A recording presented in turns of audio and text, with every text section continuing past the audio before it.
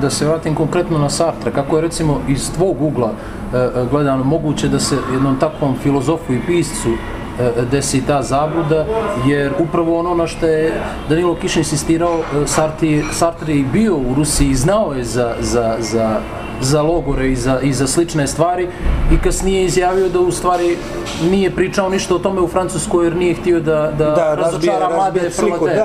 Pričamo o tome kako je moguće takvom jednom intelektu da se desi slična stvar. Moguće je vjerojatno, pazi, ja ne mogu, trebalo je pitati Jeana Paula Sartre, razumiš? Ne, samo interesuje mišljenje svoje distancije. Ja mogu samo pretpostaviti koliko je njegovo privatno razočarenje moglo i moralo biti i koliko je zapravo ideja morala biti jaka da bi ti žrtvovao negdje svoje intelektualno poštenje. Na kraju krajeva ne mogu zaboraviti da mi o intelektualnom poštenju govorimo iz jednog drugog vremena i u kojemu, znaš ono, ako ćemo govoriti o intelektualnom poštenju, onda bi mnogi sveci intelektualnog poštenja i bili detronizirani od Che Guevara koje danas imaš na majicama, upaljačima i skupim ženskim torbicama, koji se pretvorio naravno u potpunu suprotnost kao čovjek simbol, a koji je i za te junake svetac, ali koji, znaš, kad ti napišeš biografiju Che Guevara, kad ga mi čitamo iz 2011. onda je to nešto skroz drugo. Mi smo djeca doba u kojemu je sve relativizirano. U tom smislu ja pokušavam shvatiti Jeana Paula Sartra. Živimo u vremenu kad je svaka informacija dostupna i moguća i javna.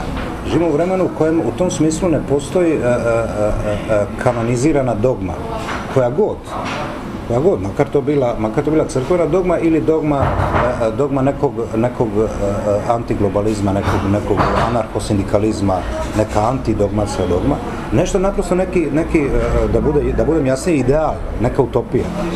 Nema, sve je relativno. I onda se vratimo 40 godina unazad i imaš nekoga ko živi u tom nekom novom svijetu koji počinje pucati po šavovima, tom nekom svijetu koji već tada zapravo započinje put koji ovih dana završava. To je taj liberalni kapitalizam koji je nama izgleda tako užasno privlačan, a shvatili smo koja je njegova zapravo krajnja konsekvenca. I onda, znaš, utopija, da li izdat utopiju, da li izdat kao ideju mogućeg? Jer ako odustanemo tog sna, ako prihvatimo mogućnost ako prihvatimo naprosto zadatost da je taj drugi svijet kojemu sanjamo svijet u kojemu su logori za nepočudne i u kojemu nestaju milioni ljudi preko noći, znaš, da li smijemo to reći? Ako to kažemo, dogodit će nas ono što nam se dogodilo 40 godina kasnije, da ne vjerujemo više u ništa. Tako da nije mi cilj opravdati Sartra, nisam siguran da bi mogao tek tako premučati logore za ime i u ime utopije, ali znaš, ali da bi mi trebala neka utopija i da mi treba i čak i dan danas treba, jer ako odustanemo od snova, onda, znaš, šta imamo? Interesuje me, jedan si od osnivača Feral Tribuna, kako gledaš na taj period i uopšte na same početke? Dosta značajnih pisaca je izašlo iz te neke priče. Evo, nekako danas ispada kad listaš i hrvatske novine i kad listaš knjige po bibliotekama, da je praktički više manje sve što valja u Hrvatskoj danas prošlo kroz Feral ili došlo iz Ferala. Nije to, naravno, teško objašnjiva stvar. Tih ranih 90-ih ili cijele 90-te, Feral je zaista bio jedan jedini prostor na kojemu se moglo slobodno misliti, slobodno pisati, slobodno objaviti. Tako da, naš ti ljudi nisu imali gdje nego u Feralu. Kako je bio osjećaj samo stvaranje čitave te priče? Pa znaš kako, ona sad izgleda puno romantičnija ta priča nego u realnom vremenu, jer u realnom, iz ovog puta, onako to zvuči dosta herojski, onako ponekad mi je čak i neugodno jer podsjećana priča, znaš, naših staraca kako je to bilo kad smo mi bili, znaš, pa smo mi ovako, pa se mi nismo ništa bojali. Moram ti reći da tada kad se to događalo nismo imali neku svijest da radimo neku strašno važnu stvar, da se ne zajebamo, znali smo da radimo nešto bitno, ali sve što je nas zanimalo je zaista bilo raditi novine u kojima ćemo moći pisati ono što hoćemo. Jer mi smo bili u Nedjeljnoj Dalmaciji, došli HDZ u Nedjeljnu Dalmaciju, zauzeo redakciju, mi smo isti dan otišli iz Nedjeljne, prešli smo nakon par mjeseci u Slobodnu, koja je bila zadnja nezavisna zaista novina u Hrvatskoj. Tamo smo do 1993. ostali, onda je i tu uletio HDZ, bukvalno sa kalašnikovima. I onda smo otišli, onda smo bili u toj konobi kod Mira, ovog prijatelja o kojemu sam pričao, i razmišljali šta dalje u životu, znaš. Šta dalje, da pisat u Hrvatskoj ne možemo nigdje, to je potpuno jasno, jer smo četnici, jer smo Jugoslaveni, komunjare, judeo-masoni i šta li već sve. Jedina mogućnost bila pokrenuti vlastite novine, posudili smo pare za 2 broja, pa ako upalilo je i mi smo zaista samo radili novine. Radili smo ih na pošten način, ne u smislu da su one bile uzorne, profesionalno, ali su bile iskrene. Pisali smo zaista ono što smo htjeli, pisali smo ono što smo osjećali i da treba i pisali smo ono što niko drugi nije. Tu nisu bile samo prisutne novinarske forme, bilo je i... To je bilo jedan zapravo... Jedan netipičan medij. Multižanrovska jedan bastar, nešto između Monty Pythona i nemam pojma i Le Monde Diplomatique, mislim neka potpuno blesava kombinacija pola i bila je revolucionarna čak i u svjetskim razmjerima sa našom idejom i konceptom da bude satirična novina u kojoj će zapravo prilog biti takozvani ozbiljno novinarstvo. Dosta ljudi izvanina je reklo da to nikad nisu vidjeli, to je zaista bio onako jedan potpuno sumanut koncept, ali sumanuta vremena su ovdje tražila sumanute koncepte da se dođe. Pričao si o tome da je dosta novinara, kolumnista, među kojima ima i dosta pisaca, nakon gašenja Feral Tribuna nastavilo da pišu svoje tekstove i kolumne u mnogim drugim medijima. Međutim, interesuje me da napraviš razliku kad ste vi svi recimo bili okupljeni oko Feral Tribuna i sad kad ste na neki način, jeli... Da. Pa dobro, sad, znaš ono sad... Na raznim stranama. Da, pa pazi, dok smo svi bili u Feralu, onda je to bila jedna, ajde da nazovemo tako, neka zajednička poetika. Sad je jako teško tu poetiku pratiti kroz sve autore. Ona je ostala naravno negdje, ili ja bar volim vjerovati da je ostala u tekstovima koje pišemo i Predrag, ja i Viktor Ivančić, bar mi militantno jezgro, osnivači i tako dalje. A ovi drugi, znaš, prošlo je puno godina, ljudi nađu neke nove rukopise, neki nisu isti, neki pišu tekstove koje mi u Feralu ne bi nikad objavili, nego bi ih vjerojatno zajebavali danas našem djecu. Neki su ostali na tom tragu, ljudi se mijenjaju. Kažem, naprosto prošlo je puno godina. Tad je Feral bio naprosto okupljalište slobodnomislećih ljudi.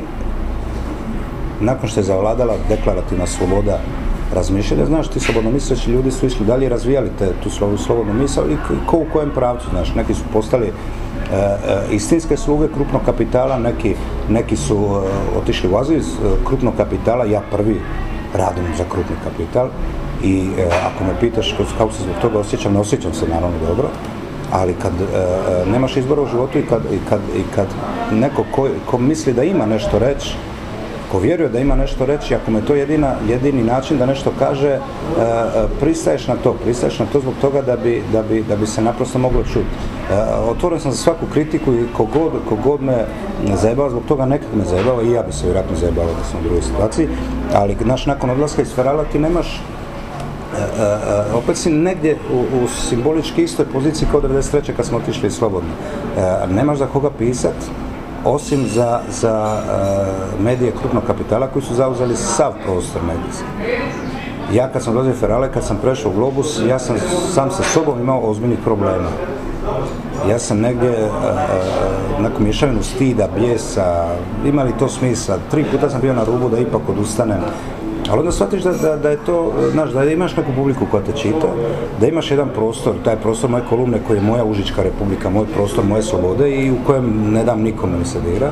Sve novine sa kojima sam radio i radim dan danas, a ima ih puno, od mene imaju samo jedan uvjet, da se ništa ne dira.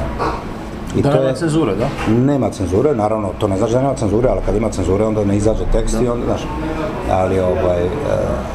ali to je taj neki prostor slobode. Ja ga pokušavam izboriti. Činjenica da sam čitan, da me ljudi čitaju negdje valjda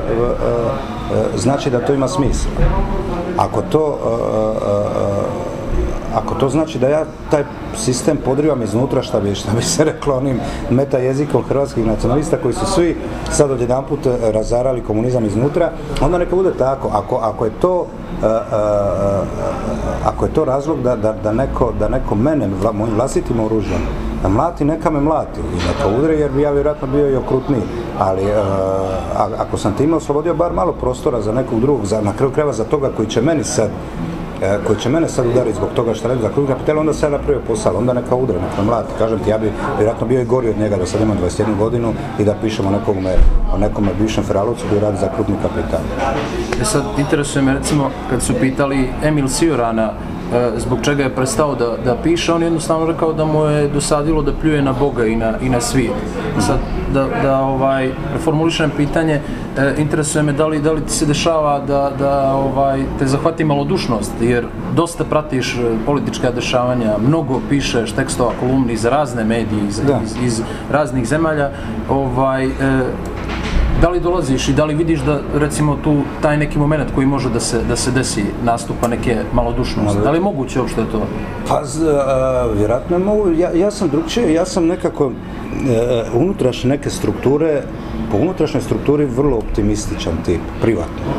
Sam strašno optimista i to je negdje valjda vjerojatno nešto što me drži, jer nijednog razumnog, realnog razloga za optimizma nisam našao u svih zadnjih 20 godina, ali me ne napušta. Sve što me okružuje, sve što čitam i vidim i gledam i slušam svakodnevno je protiv tog mog optimizma. Ali se ja negdje ne dam. Druga stvar koja me drži je istinsko veselje pisanja. Ja evo već nekih 25 godina radim po novinama, mene i dalje ujutro kafa, cigareta i prazan papir, odnosno prazan ekran monitora, mene užasno vesele. Mene pisane kolumni i dan danas veseli. Ja dan danas kad kolumna izađe kupujem ujutro novine da vidim svu kolumnu kao kad sam imao 19 godina. Znaš, i ta radost pisanja me užasno drži. Da li je bilo trenutka kad zaista se pokolebaš? Bilo je, naravno. Od 90-ih sa Feralom, kad smo u par navrata bili baš zaista na rubu da sve pošaljemo u kurac i da odustanemo, jer vidiš negdje da posumnjaš u smislu svega toga, pa do zadnjeg ovog, recimo, sa gej paradom u Splitu, kad je ta vulkanska provala neke iracionalne mržnje, neke strašne negativne energije u tvom gradu, pa znaš ima li stvarno smisla to što ti radiš, odnosno što ja radim? Za koga ti to radiš? Znaš, za koga? Znaš, za onih 10 ljudi koji onako misle isto što i ti. I koji će to misliti da ti sad prestaneš pisati i da te više nikad nema. Misli jednako, znaš, tako bude trenutak kada te pokoleba, ali nakon 5 minuta shvatiš da moraš iz unutrašnje potrebe, ne kao misionar, jer mene misija nikad zapravo zanimala nije, nisam ja taj. Nisam ja pjesnik s ambicijom da bude predsjednik vlade, ali imaš unutrašnju potrebu. Znaš, i tamo je negdje unutrašnja potreba u jednom sretnom spoju sa veseljem i radošću pisanja. To je ono što me još drži, što će mi pretpostavljam držati do kraja. Onog trenutka kad više ne bude, onda odo ja u ribare ili u vinogradare.